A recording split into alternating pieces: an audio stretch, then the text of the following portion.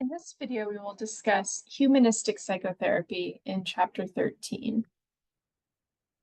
Returning to our timeline of psychotherapy approaches, in the last video, we discussed psychoanalysis or psychodynamic psychotherapy, which was developed all the way back in the 1890s. And now we're coming into the 1950s with humanistic therapy, which was really developed as a kind of competition with psychodynamic psychotherapy. And it has very different kind of fundamental assumptions about humans, which we'll talk about in this video. We will also talk about motivational interviewing, which was developed by Miller in the 1980s. This is a kind of modern offshoot of humanistic psychotherapy that's commonly used in a lot of not just psychotherapy, but social work, substance use counseling, and a lot of other helping professions. So humanistic psychotherapy was originally created by Carl Rogers. He is kind of the main guy associated with humanistic psychotherapy. And even recently, when psychologists were polled and asked who is the most influential psychologist, a lot of people mentioned Carl Rogers. He was the top choice. And a lot of his work was supported by the research of Abraham Maslow. And humanistic psychotherapy in general is built on this belief that human nature is good, or at least neutral.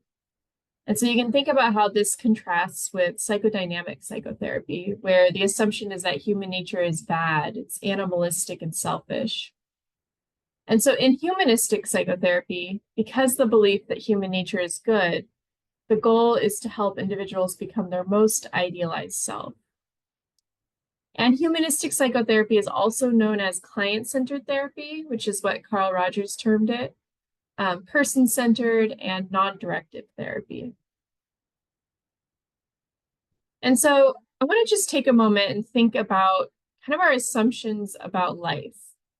And so if you think about a plant and you plant a seed, what are some of the things that you assume will happen?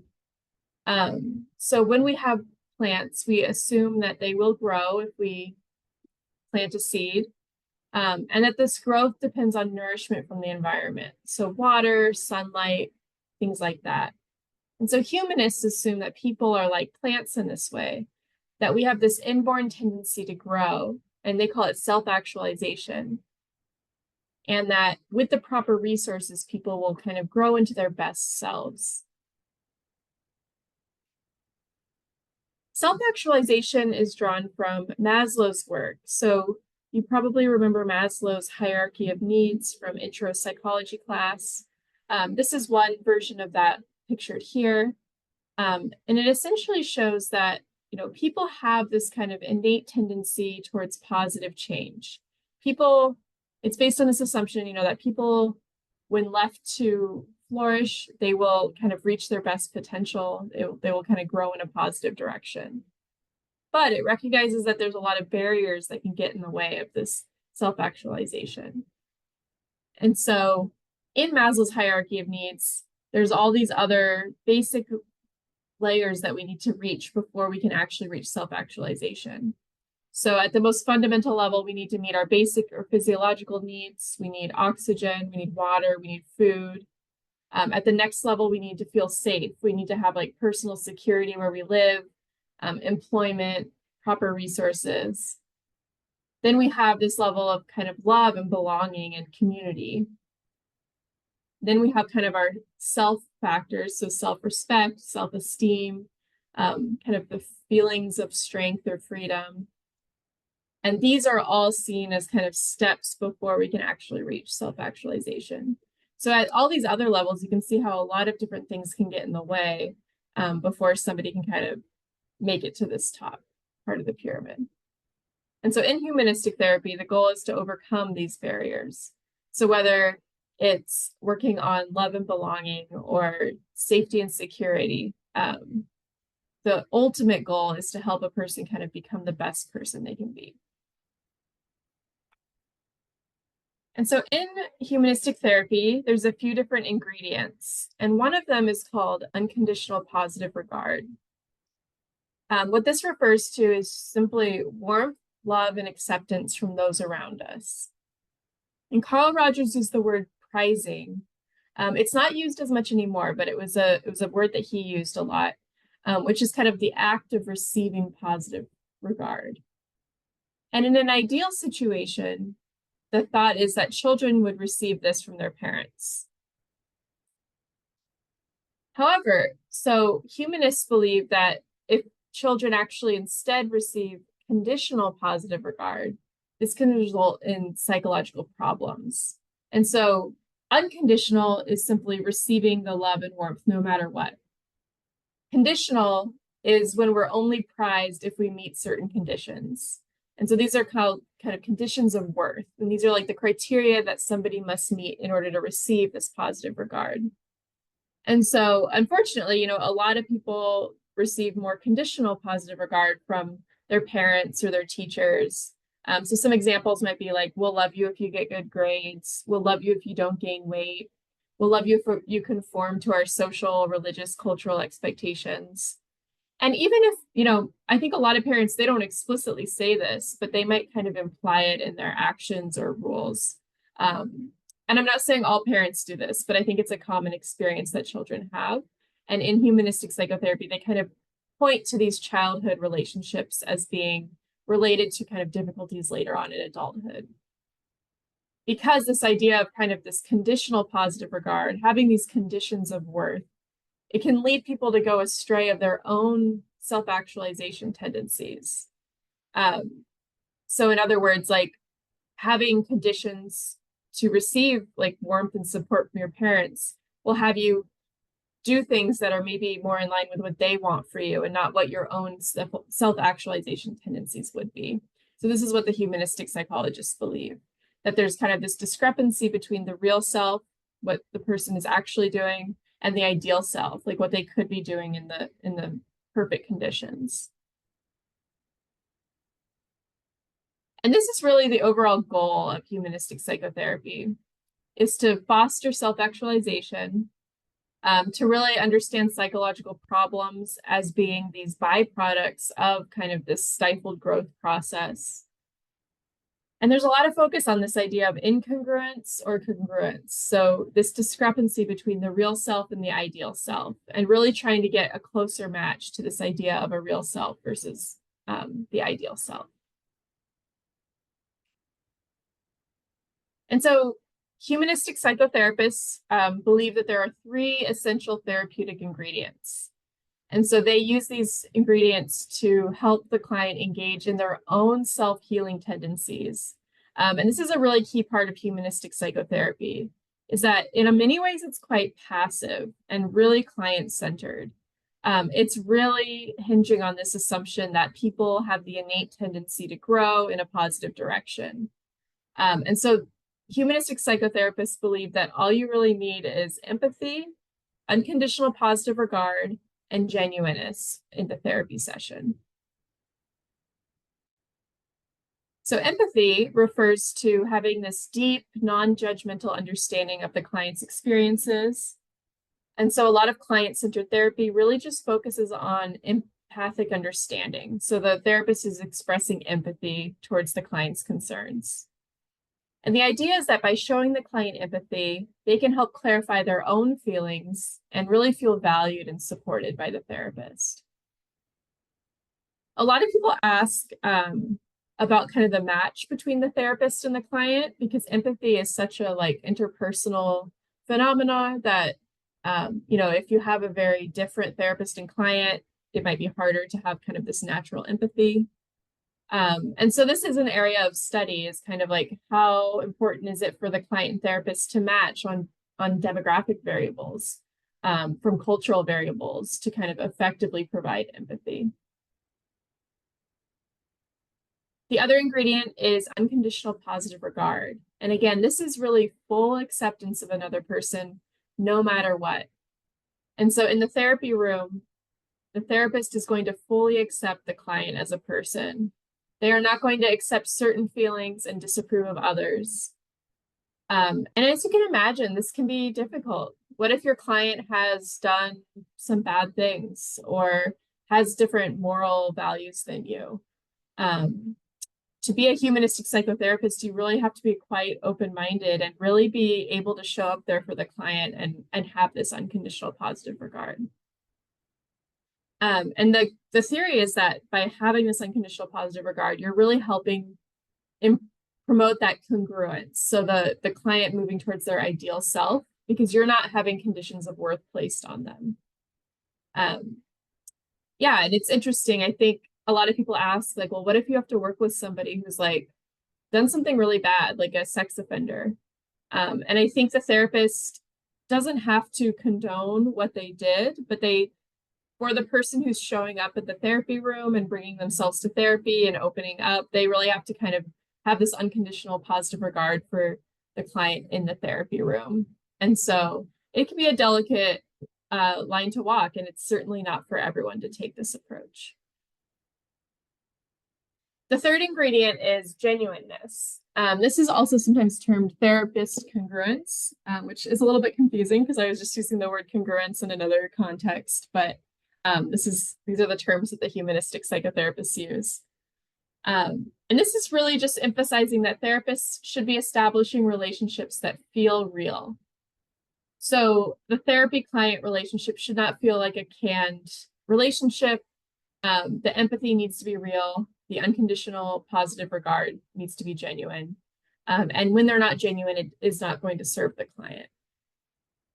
And so in the humanistic psychotherapy tradition, there's a much higher degree of transparency by the therapist to kind of promote this feeling of genuine connection.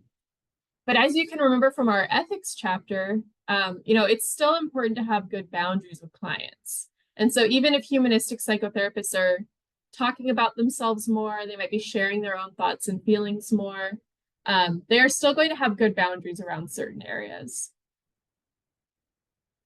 But the overall point is that they cannot be pretending to feel empathy or unconditional positive regard towards the client. They must truly feel that way towards clients. And again, I think humanistic psychotherapy is not for everyone because of this. I think other types of therapy can be given in a different style. Although I do think that it's important that therapists strive to have these genuine interactions with their clients. So Carl Rogers argued that these three ingredients, so empathy, unconditional positive regard, and genuineness, were both necessary and sufficient for psychotherapy to be successful for any client. So just to break that down, by necessary, he means we need all three components. And by sufficient, he means we actually don't even need any other active ingredients in therapy, that just these three components alone will make psychotherapy successful for any client. And I want you to think about, what does this remind you of in a recent chapter? And if we look at the next bullet point, so recent research suggests that these core ingredients are necessary, but they're not always sufficient. And so we can maybe think about them as being the common factors that we discussed back in chapter 11. So this idea that, there's some common elements that make a good therapist, things like the therapeutic alliance. And you can see how, empathy, unconditional positive regard, and genuineness are likely all going to be really key ingredients to having a strong therapeutic alliance. And so nowadays, a lot of people talk about humanistic psychotherapy skills as being more of these common factors. And in fact, when I showed you guys that table of different types of psychotherapy that people are practicing across different decades, and I had pointed out that in 2010, the humanistic psychotherapist percentage was really low. It was pretty surprisingly low. And this is just my personal opinion, but I think my hypothesis is that most therapists are actually using humanistic psychotherapy strategies in conjunction with other strategies. So somebody might identify as a cognitive therapist and still really focus on the therapeutic relationship and providing these three ingredients of humanistic psychotherapy. But there are not very many people who solely identify as a humanistic psychotherapist. Something I think is interesting that's a little bit different than other forms of psychotherapy that we'll discuss is that humanists view these three elements as attitudes rather than behaviors. And in fact, humanistic psychotherapists might actually view other therapies as being overly formulaic or mechanical. So instead of having suggestions about what therapists should do with clients, it's more focused on having suggestions about how therapists should be with clients. So I really like this distinction. I think it's helpful to think about what the therapist is doing versus how they're being. And again, I think this really makes it nice to pair humanistic psychotherapy approaches with other maybe more active approaches, because you can certainly do behavioral psychotherapy and have this more humanistic attitude as well. So having said that, one of the few skills that is used over and over again in humanistic psychotherapy is reflection. And this is really when the therapist is responding to clients by simply rephrasing or restating their statements. And it really focuses on highlighting the client's feelings rather than the content of the statement. So if somebody is talking, maybe they're giving you kind of a long-winded explanation of how their friends are really busy, so their weekend was really boring and they didn't really get to do anything. The therapist might reflect feelings of loneliness, even if that wasn't explicitly stated in the client's speech. And so it's really focused on highlighting the feelings, not just the content or the stories. And research has shown that this really contributes significantly to the success of psychotherapy. So the use of reflection is really important. So I know I just called it a skill because I think in some ways reflection can be seen as a skill that people can practice and learn. But according to Carl Rogers, reflection is more of an attitude rather than a technical skill. And he really emphasized this because he really believed that it needed to be used in a genuine manner in order to understand the client's emotional state. So when we talk about humanistic psychotherapy, we can ask, how well does it work? So unlike psychodynamic psychotherapy, which we talked about in the last video, which is very difficult to measure and to quantify for the use in a research study, Carl Rogers was actually a really strong early proponent of progress outcome research. So he really wanted to measure the client's outcomes across sessions, across therapy, and see if his therapy was working. And the research has shown that humanistic approaches are comparably effective to other major modalities. And the main components of humanistic psychotherapy have actually been found to be associated with positive client changes, regardless of the therapist's overall modality. And again, this really speaks to what I was saying in the other slide about how humanistic psychotherapy can pair nicely as kind of representing these common factors alongside other treatments.